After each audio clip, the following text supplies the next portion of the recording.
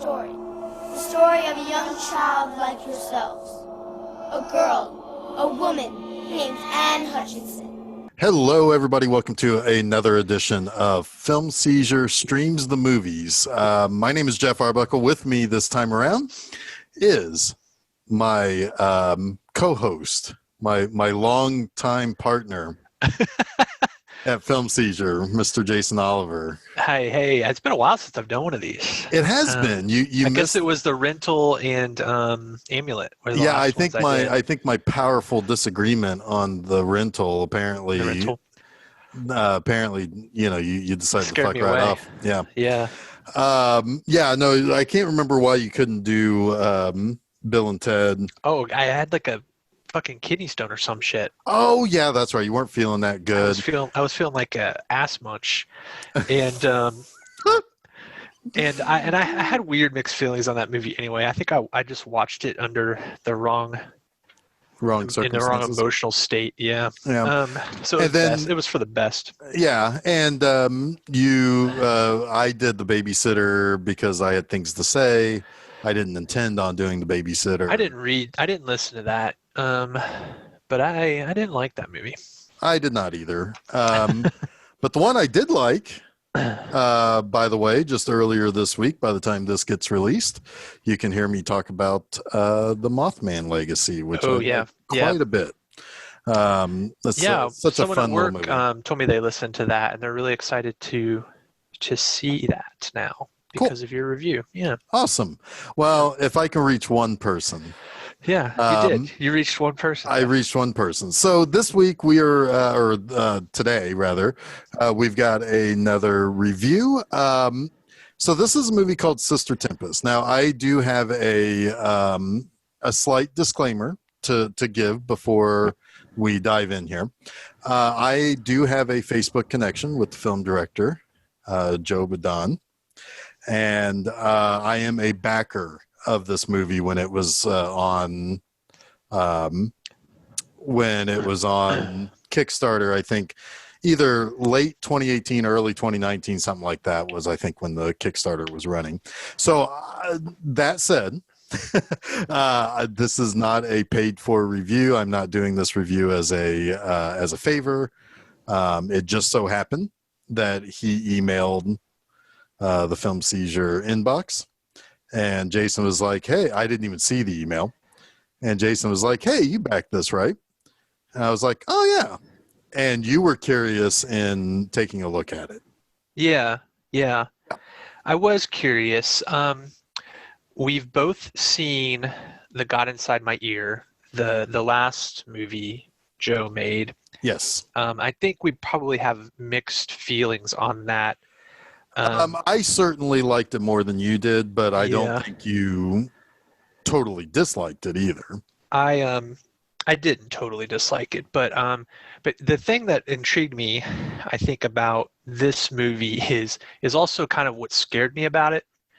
I have kind of a problem when filmmakers throw their influences around and talk very freely about who has influenced their art, because I think that it in some ways can color your expectations, can color your the way you approach a movie, and honestly, it does you a disservice, I think, as an artist, because it immediately sort of undercuts your own artistic vision, because it in some ways makes me feel like you're not confident enough in your own art that you can't talk about it without throwing around giants, right? Sure.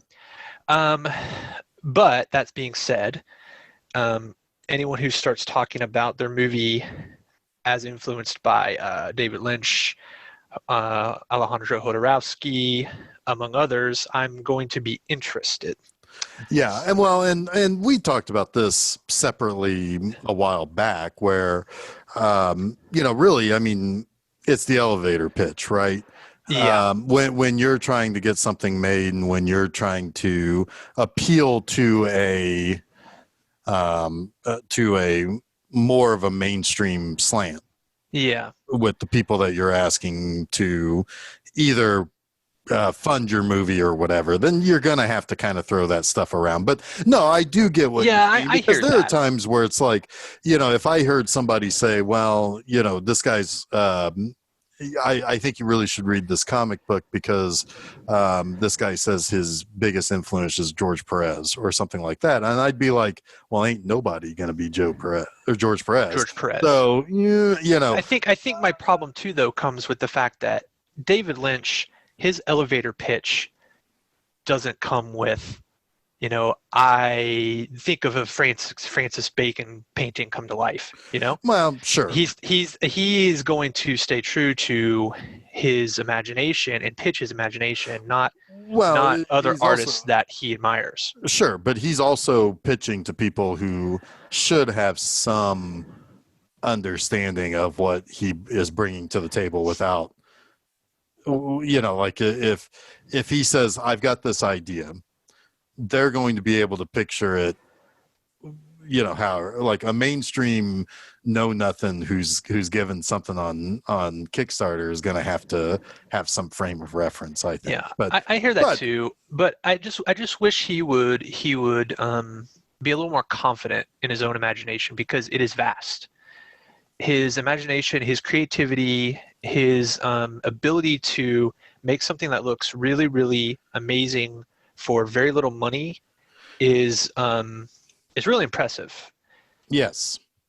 And that's going to be, actually you're kind of touching upon what I was going to lead off with as far as my opinion of Sister Tempest, which is, I really, really, really dug the aesthetic of this movie.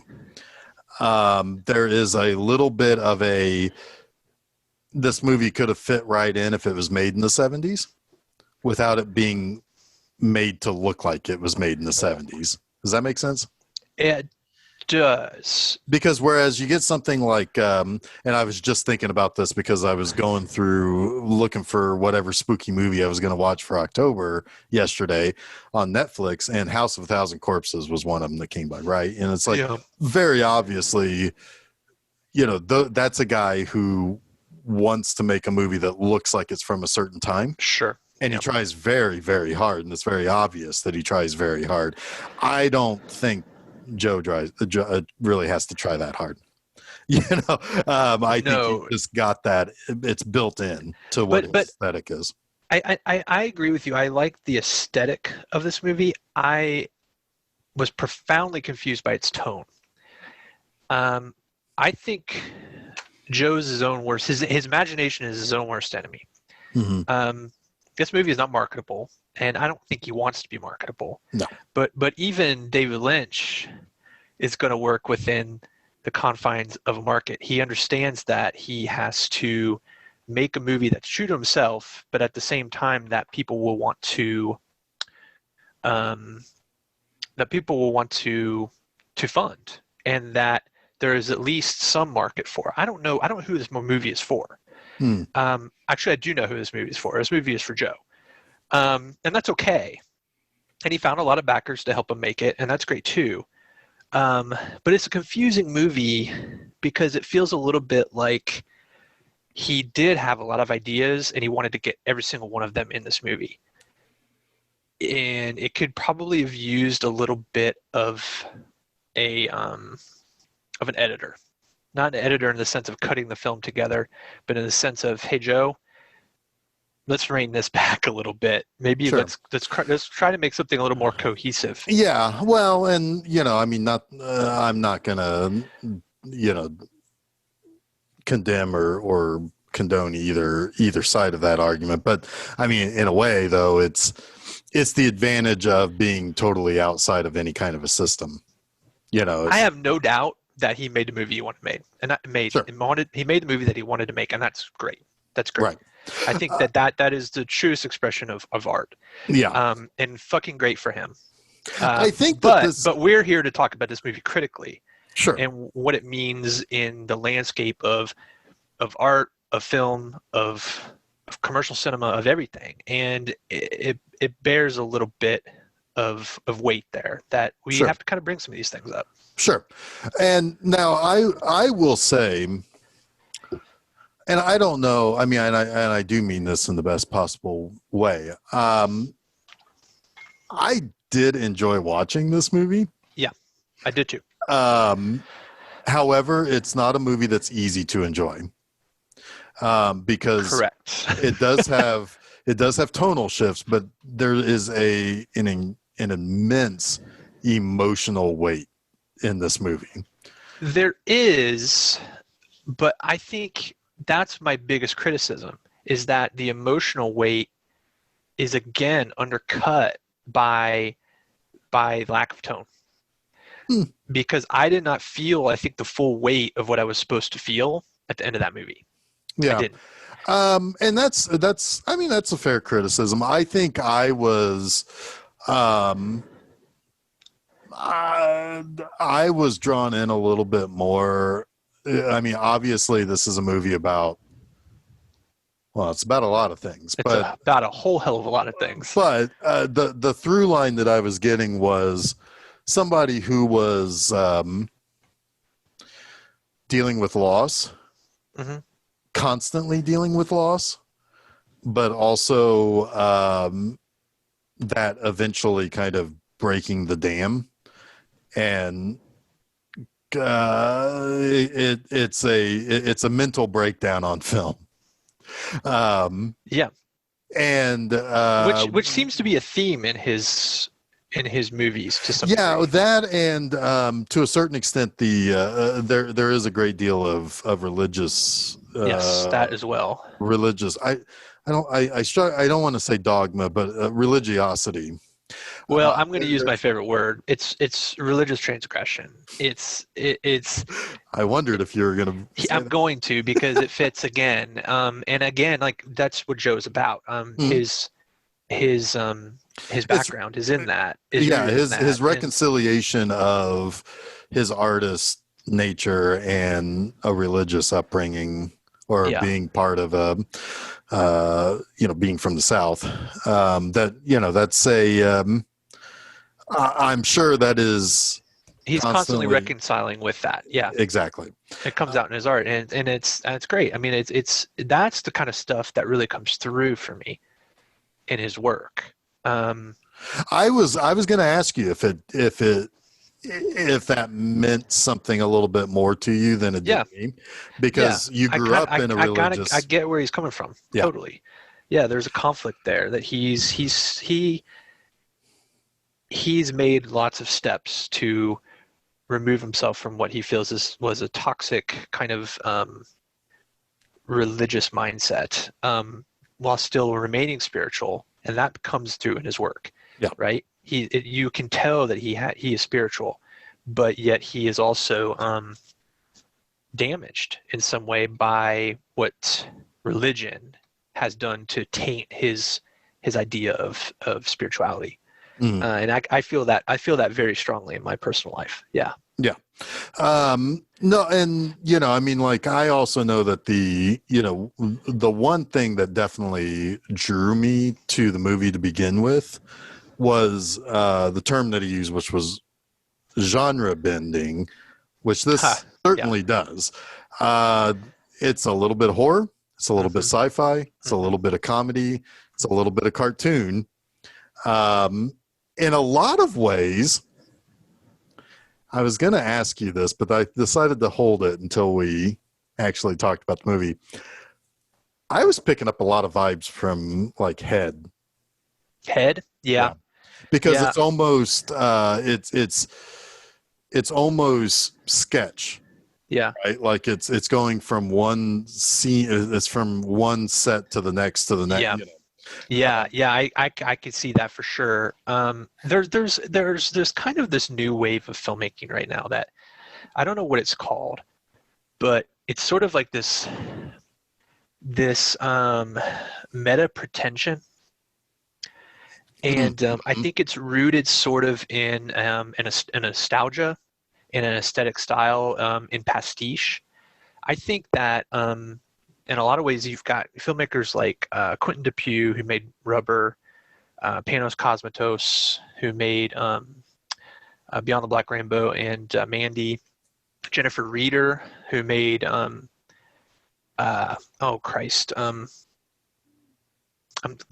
title's going to escape me, but it was one of my favorite films of last year, Knives and Skin. Oh yeah. That there's sort of this this stylistic similarity between these filmmakers in this sort of hypercolor, kind of nostalgic throwback aesthetic, but also this kind of meta pretension that almost becomes its own pretension. Does that make sense? I wrote about this when I talked about Fried Berry that premiered at Fantasia Fest this year. And it's sort of like this thing where, all right, I'm going to take another step back. There's a famous quote by Quentin Tarantino after he saw David Lynch's Fire Walk with Me, the Twin Peaks movie. And he said that David Lynch's head is so far up his ass that I'm not going to see another David Lynch film again until I've heard otherwise. Essentially, that his head has been removed from his ass. Now, that was completely off base. But at the same time, I feel like Joe here has made a movie where half of it, his head is up his ass, and the other half of it is making fun of his head being up his ass. I see right? where you're going. Yeah. And there's a lot of filmmakers that are doing that. And it comes through really clearly for me with the whole art school, the setting of this movie. Right. I mean, I said to you while we were watching it, I was like, I wonder if Joe was like a failed art student, right? My wife went to art school. She went to NYU, the School of Fine Arts. She hated art critique, right? Mm-hmm. She's like, every time it was just to roll my fucking eyes. Like, what is this bullshit? I mean, the artist statement, right? I made this comment about David Lynch. Again, I'm going to keep bringing him up. That David Lynch is never going to be someone who's going to write an artist statement, right? So that is where I do feel like Joe and David have this kinship, where creativity is coming from something within them that they're getting out and they're putting forth for people to make of it what they will. So I don't know. I'm now rambling because because I think what Joe is kind of doing at some point here in this movie, a lot of this movie is really his commentary on that, on art school, on this sort of sense of this self-importance of art, right? And that not everything needs to be assigned to meaning, right? Mm-hmm. Everything is some things are just what they feel like, and that were the moments in this movie that I really felt like Joe was in tune with the true spirit of his influences and what I was able to really connect with. Right. And I think that was what was really kind of, I think that's what made it enjoyable of a watch for me. Because it did laugh at itself. Like there were certain lines that are almost purposely overwritten. Oh yeah. Using words that no person in the last 150 years would use. Like the word ruminations when you're talking about well, there's been ruminations. Yes. It's like stuff like that where it's like it's making fun of being that smart. Or being, I mean, I think he's even sort of poking a little bit of fun at David Lynch himself at some point. It's like the scene with the vase. Yes. Where they're it's like this big symbolic scene, right? Right. And then they start to contest the pronunciation of vase and right? Boss. I mean, that's pretty self-aware writing. Yeah. Yeah, and there are several little moments like that, which now that I think about how this movie ends, makes perfect sense. Yeah. In the moment, but so this is something where probably seeing it another time would kind of you can connect some of the dots from earlier on. I want to kind of strip away some of my preconceptions as well and watch it again. Now I still wish though that there's just something about what it's trying to say and how it's saying it that doesn't connect for me. Yeah. I mean, I'm not going to disagree with you on that because I'm not entirely sure what you were looking for it to say. Well, I wasn't looking for it to say anything, but fair enough. the movie clearly was trying to was emotionally trying to convey some pretty heavy themes. Yeah, I mean, a lot of it that I look at too is also, like both this and the previous movie, God Inside My Ear, was they were both they're both female leads struggling with major shifts in life, which that in and of itself, there are several different ways you can say something about that, because I don't think it takes that smart of a person to understand that probably that's much harder for women than it is for men, particularly when there's what's harder? Large shifts in your life, like things that when you're suddenly put upon as like in this movie, you're suddenly put upon to be both mother and father when you're not of proper, when you're not really of mature age. I would say that the only reason that it would be more difficult is because of societal. So that's exactly what I was getting at. Yeah. It's a societal statement. Now, right. I will say that there was not a single performance in this movie that I wish was done differently. The people in this movie were bought in. Well, not only that, but I think Joe is a really good actor's director. Yeah. Because what he's asking these people to do in a movie that's pretty bonkers and getting the performances that he got is pretty impressive. I mean, I'm not gonna sit here and review this movie and tell you that I loved every bit of it, but man, I think Joe is talented as all hell. Yeah. Well, I mean, you can look at a painting and say I can see the talent here. Yeah. What I'm seeing maybe isn't totally to my liking. Well, it becomes a matter of taste. Exactly. To some degree, right? Sure. Now, which is funny because this type of movie wouldn't necessarily be my taste, though I think I enjoyed myself more than you did. I think part of me, what takes me out of movies like this is zaniness, right? Which is something that you have a little bit more proclivity towards. Yes. Right. Yeah. Oh yeah. I mean, like I it's like I want to be shaken out of a dead sleep at 1 a.m. by Adult Swim screaming at me for no reason. Yeah. And then laugh my ass off about it. Yeah. Yeah, I mean, to a certain extent, I was thinking in some regards, some of the comedy in this did feel a little Tim and Eric. And it's, like it goes over the top. But no, I mean, I think that. I mean, it felt. There were times where I was like, "This is straight up Monty Python, man." Like there really were the moments Nazis that felt like that. The Nazis, some of even the Vase Foss thing. Oh, and some Python. Of the what was the name of the film crew? Oh my God! Yeah, the documentarians, the Zyolins. Yeah, Zyolins. That's the and like, of course, you had like this galactic council, and you've got a guy who's has got like a big bucket on his head. It's. Do you know what the final budget was on this? I don't know. I guarantee you it looks 10 times better than whatever budget they had. Like it is. It is amazing. You know what I love about the creativity of the movie is how, like, your favorite thing with the establishing shots with the models.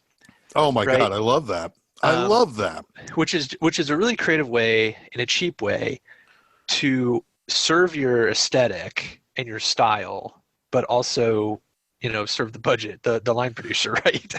Yeah. Yeah, I mean, and a lot of that, you know, it ends up kind of creating this very bizarre world that you're in. You know, Yeah. what's real and what isn't. None of it might be real. All of it might be real. It might be a fishbowl that you're stuck in, you know. Um, and yeah, it's stuff like that. You know, I said that it did remind me of like some of those bumpers that Adult Swim did, Uh-huh. where they would use miniatures and stuff like that. So, you know, I mean, like for me, a person who thinks primarily in terms of cartoons, you know, the I adjusted to the tonal shifts differently than I think you did, but Yeah. but I also think that this is a movie that's worth multiple viewings too. I do too. At first I didn't think so. About halfway through, I was like, I have no reason to see this movie ever again. But something did kind of click. It's madness, but there is a focus Mm-hmm. that I wasn't picking up on in the first, I don't know, 5 or 6 chapters out of 9. This movie is broken into 9 chapters, which again is its own pretension. But yeah, it did kind of click, and I do feel like it's still a little overly long. I think that 2 hours is a bit overwrought for this movie. But really, honestly, then I was starting to think about that and letting my mind wander. It's like I don't know exactly what I would cut. Yeah, I wonder if a second viewing it flows even better. Better, yeah. Yeah, I mean, to be honest with you, though, it's the leads of this movie that really hold this thing together throughout the entire. I mean, was Callie Russell, Linnea Gregg, they're compelling characters in their own weirdness. They're really, really good. Yeah. Because one has to be constantly buttoned down, and the other one is total insanity. But it's a kind of a weird thing, right? Because one of them is moving from sort of buttoned down into sort of like this free expression. Yeah. Almost, right? Like she's discovering herself. And then the other one is kind of like this innocent who is going mad, but it's and obviously I don't want to spoil anything, but when you really kind of understand what's happening, both of those shifts make a lot of sense. Right. Yeah. And the ultimate conclusion to that story starts to get into focus. You had a guess that was really close. Yeah, it was close. Not quite. Yeah. But it was not something totally out of left field. Right. Yeah. So yeah, it's yeah, no, I mean, I think that this is a movie that is you know, I mean, I was thinking about this also because it's like we just recently for a future episode watched Crimes of Passion. Talk about another movie that is brain melting in terms of insanity. Uh-huh. One that I'm still not entirely sure I've recovered from. And it crisped you. It's and I kind of feel like this is more my style of insanity, where I'm not like just immediately thrown into abject chaos. Mm-hmm.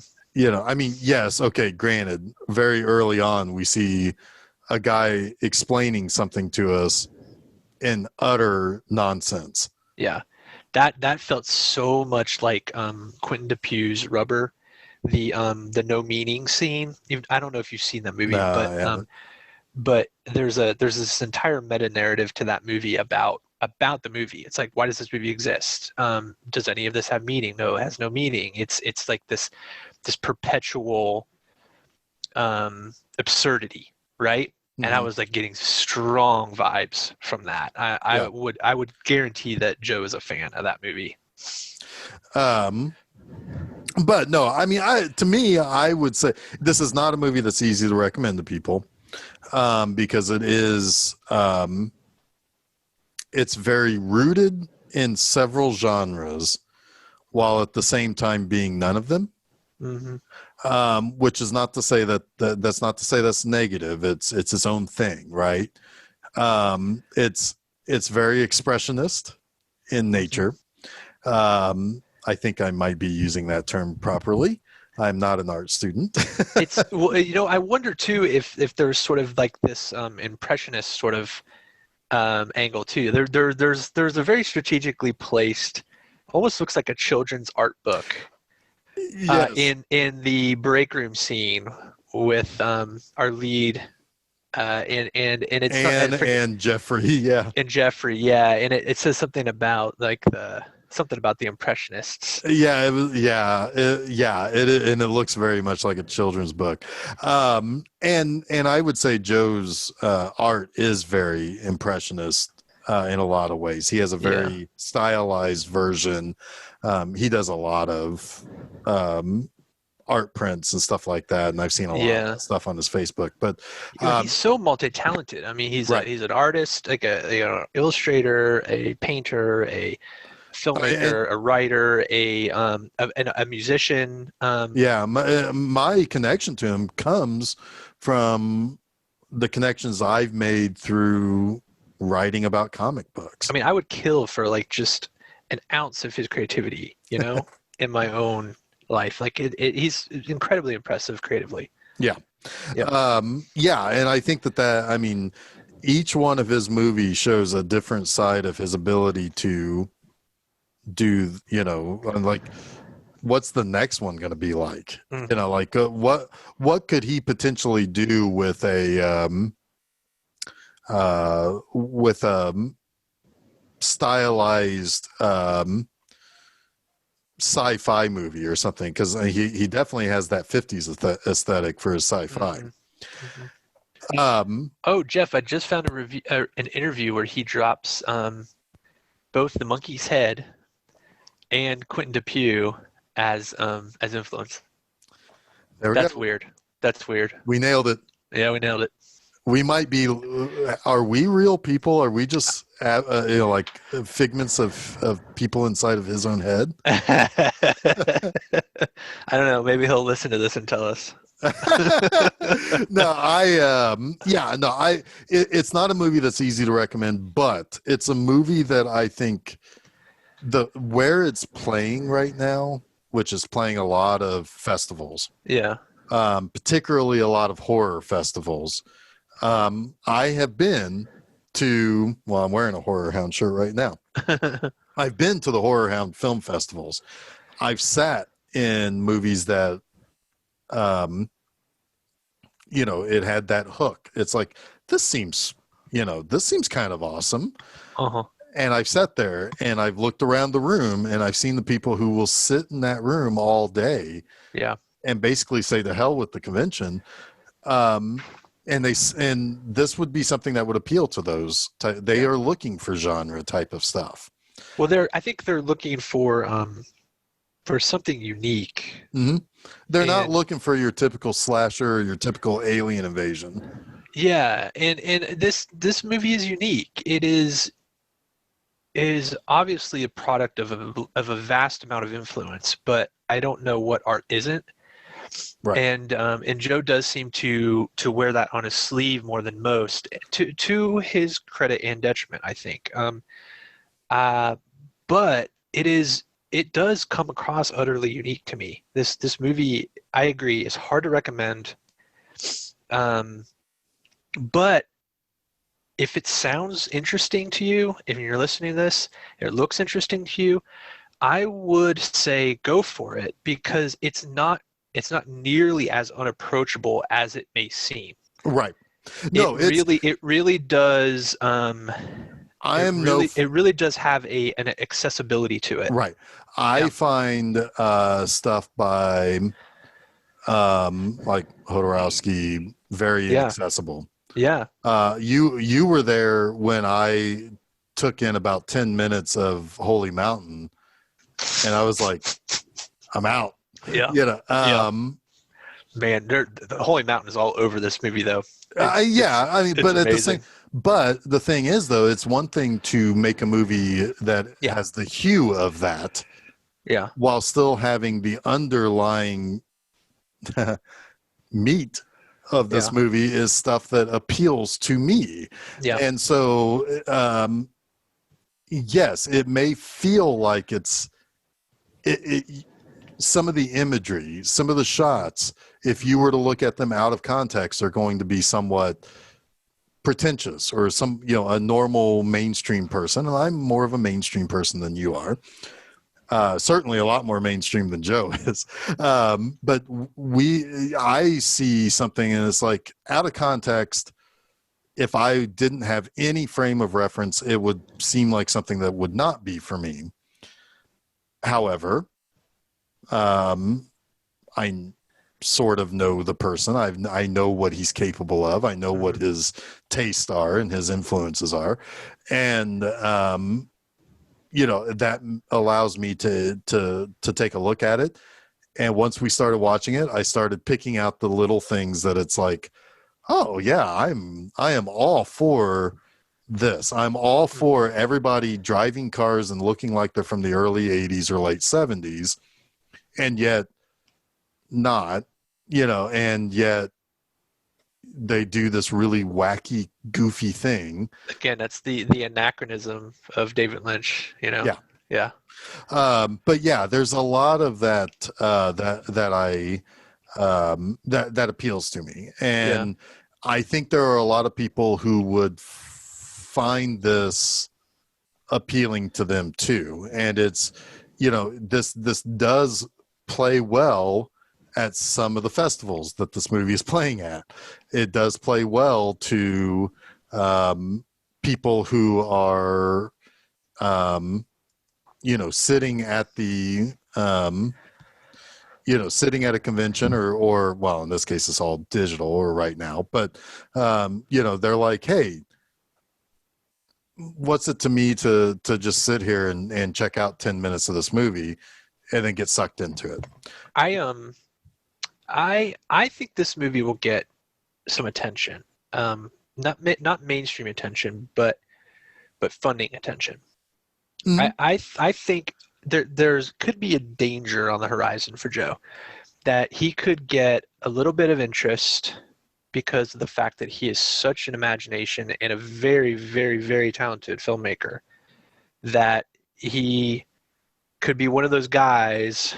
I mean, again, I'm going to bring him up. He could be one of those guys like David Lynch who gets handed a project like Dune, and it's a disaster. Well, right? Sure. I'm just curious. I'm curious for Joe, like what comes next and what he would do with a big budget and what he would do if he were trying to make a commercial film, because I guarantee you he has ideas. Oh, yeah. I mean, there are things that, because I was thinking about this earlier too, because you and I would approach even making a movie very differently, whereas my influences would come from much more mainstream things, but I would twist it from there to say, well, it's a mainstream movie, but I bet you didn't expect this by the end of it, or something like that. Whereas you would want to subvert expectations. Yeah. Right. Whereas you would start the opposite, I would feel. And I feel like that's always, what do you bring to it? What is it that you would say, I'm going to take this and turn it on its head, or I'm going to start from something totally original, but make it look like something that you recognize, which I kind of got the impression from this too. I was seeing things that I recognized from this, from a totally original perspective. Yeah. But yeah. And so, yeah, I mean, here's the thing. If you're looking for something different, I think we both agree that we'll recommend this to give it a try. Yeah, 100%. If you are looking for something that's more mainstream or something more straight down the center, Joe's not going to send the fastball straight down the No. straight down the strike zone. It's accessible, but it still demands your attention. Right. He's going to throw you curveballs, and that's if you don't want curveballs. I have other recommendations for you. This is something though that you're gonna have to think about it a little bit. You're gonna have to engage with it, and you're going to have to expect it to be a little different. Yeah. But generally speaking, I enjoyed watching it. I would like to watch it again, and I think Joe can really do a lot with what he has access to. And the fact that his entire family is very talented. Mm-hmm. I think his wife made little figures of a couple of the characters and put them on Etsy. Interesting. Yeah, like the spaceman and the bucket head guy. It's interesting doing this review. I mean, we literally just finished watching this movie when we started talking about it. I mean, maybe 10 minutes in between. And it's an interesting kind of experiment to review a movie this way, because part of the review is you kind of talking out and coming to terms with what you just saw, right? I think just in talking about this for the last 45 minutes or whatever, that I've come a long way in understanding what I saw between when we first started talking about it to now, right? Right. So, so again, kind of understand that from a totality of the discussion, that you might be challenged by this movie in ways that you have to kind of reflect on before you declare it, crap or not. Right. So many people are so quick to do. Yeah. Well, a lot of people know that the clicks are in the hate, Yeah. And, because I was actually, one thing I was looking at as I was preparing for this, went to the, by the way, everybody, you have to go to the website for this. Yeah. Fucking glorious. As somebody who spent a lot of time on the internet in the late 90s. I think it was modeled after the old Space Jam website. Is that still operating? I think it's still out there. Yeah. Yeah. Anyway, it will never die. The KPAX website is still operating. Oh my God. Yeah. Oh my God. So anyway, so I went there just to kind of, so I knew. And by the way, it's sistertempest.blogspot.com. Check it out. It is glorious. It will also see a schedule of where it's playing, starting with this weekend at Sin City Horror Fest. It's playing 3 horror fests between now and November 8th. So, or film festivals rather, between now and November 8th. So check it out there. But anyway, I was going there, and on, like when you're scrolling down on IMDb to get to the website and stuff, I saw a review come up, and it was like a 10 out of 10.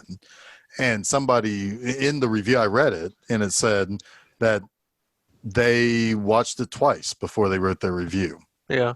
And how that really kind of helped categorize how he felt about each of the elements of the movie and everything. Yeah. So I think you like it more now than you did 45 minutes ago. Yeah, certainly. Yeah, certainly. I still have some of the same criticisms, but I think I would temper them. Would you tempest? I would tempest them with my sister. Yeah, show your sister this movie. Curious what would happen.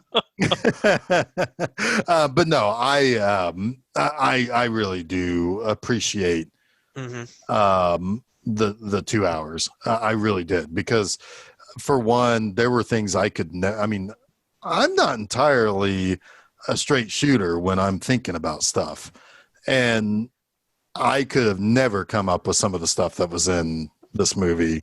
But it still spoke to me because of some of those more zany moments and some of the, it's like just the journey and how things I was on that roller coaster of complete and total madness as well. Mm-hmm.